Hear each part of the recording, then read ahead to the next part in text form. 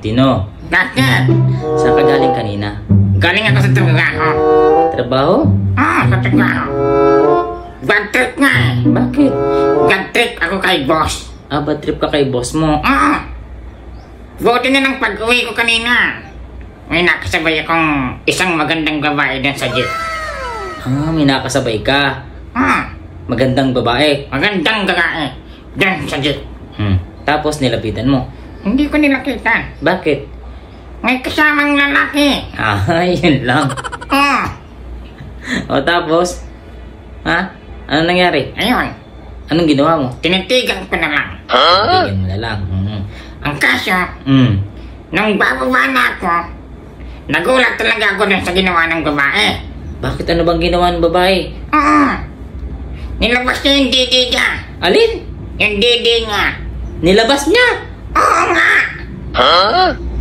Parang imposible naman yun. Oo nga. Ayaw maniwala. Imposible yun. Nilabas niya nga. Tapos diyan swerte mo naman kasi nakita mo. Nakita ng dalawang mata ko. O tapos ano nangyari? Ayun.